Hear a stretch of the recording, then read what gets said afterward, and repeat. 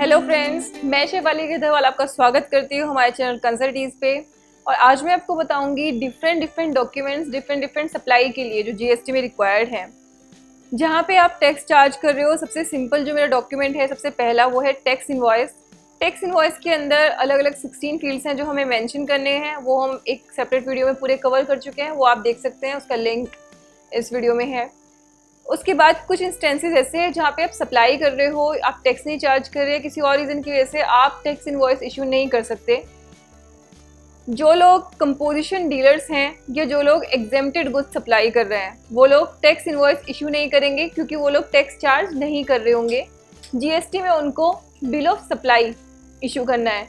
तो जो हमारे कंपोजिशन डीलर हैं और जो हमारे एग्जेम्प्टेड गुड्स प्रोवाइड कर रहे हैं, एग्जेम्प्टेड सप्लाईज कर रहे हैं, गुड्स या सर्विसेज कुछ भी, उनको बिल ऑफ सप्लाई इशू करना है in place of tax invoice.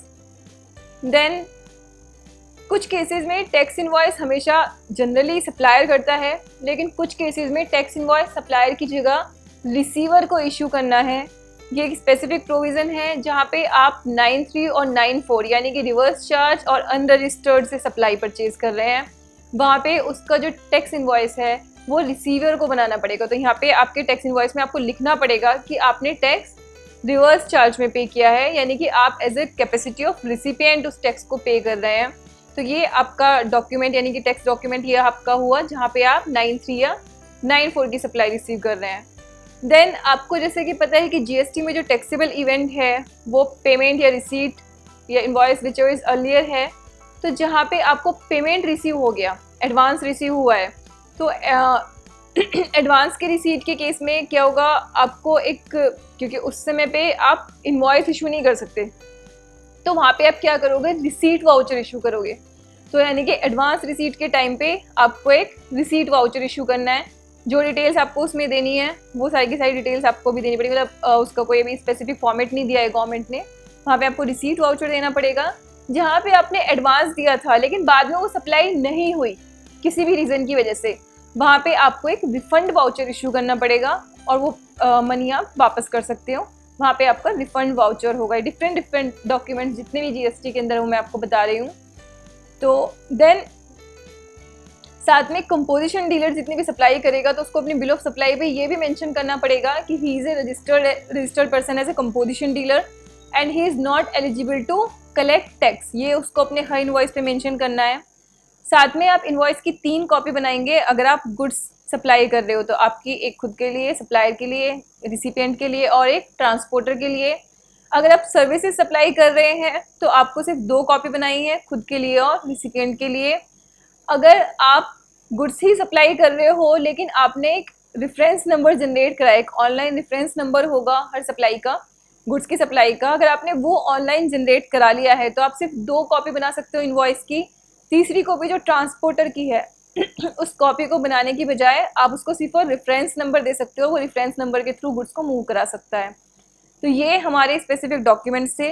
साथ ही अगर आप एक्सपोर्ट कर रहे हो तो आपका जो एक्सपोर्ट का इन्वॉइस होगा उस एक्सपोर्ट की इन्वॉइस पे आपको मेंशन करना पड़ेगा। एक्सपोर्ट में जैसे मैंने आपको बताया था कि 2 तरीके हो सकते हैं। एक तो ये कि मैं जीएसटी को पे करके, यानी कि जीएसटी उस पर पे करके तब एक्सपोर्ट करूँ, और एक में जीएसटी बिना पे किए उसको एक्सपोर्ट करूँ श्योरिटी एंड बॉन्ड के अंदर।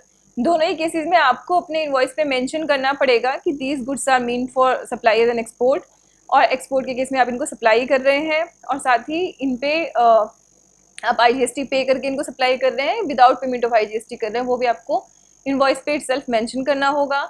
एक्सपोर्ट की इनवॉइस में कुछ एडिशनल फील्ड्स हैं जो आपको देने पड़ेंगे, और वो फील्ड्स हैं जहाँ पे आपको प्लेस ऑफ सप्लाई बताना है, आप किस कंट्री में सप्लाई कर रहे हो, रिसिपिएंट का एड्रेस, वो सब फील्ड्स हैं जो आपको मेंशन करने होंगे। बाकी जो नॉर्मल इनवॉइस के फील्ड्स हैं वो तो आपको जनरली मेंशन करने ही है। यहाँ पे आपको कंट्री एक्सेट्रा और बताना होगा उसके साथ में, तो वो आप अभी फॉर्मेट देख भी सकते हैं। तो ये हमारे मेन प्रोविज़न थे जो डिफरेंट डॉक्यूमेंट्स हैं जीएसटी के अंदर, कि अलग अलग सिचुएशन में मुझे कौन से उसका डॉक्यूमेंट्री मुझे क्या बनाना है, उसका डॉक्यूमेंट मुझे क्या रखना है। तो ये वो सारे के सारे डॉक्यूमेंट्स थे। होप कि ये वीडियो आपके काम की होगी, आपको यूज़फुल लगेगी, क्योंकि जब आप जैसे एडवांस पे आप टैक्स लगा रहे हो तो उसमें आपका इन्वॉइस नहीं होगा, तो आपको उस समय पे जो आपकी रिसीट है, एडवांस रिसीट है, वो आपको इशू करनी होगी। तो अलग अलग सिचुएशन में आपके अलग अलग डॉक्यूमेंट्स होंगे टैक्स इन्वॉइस के अलावा। तो ये हमारा वीडियो था उन डॉक्यूमेंट्स के ऊपर। Thank you so much for watching our channel. ऐसे ही आप हमें सब्सक्राइब कीजिए, सपोर्ट कीजिए। आपके सपोर्ट की वजह से ही हमें हिम्मत मिलती है और हम लोग नए नए वीडियोस लाने की कोशिश करते हैं अलग अलग टॉपिक पे। आपकी कोई भी क्वेरी, कोई भी क्वेश्चन है, आप प्लीज़ उसको कमेंट के थ्रू हमसे पूछ सकते हैं। Thank you so much for watching our channel. Thanks.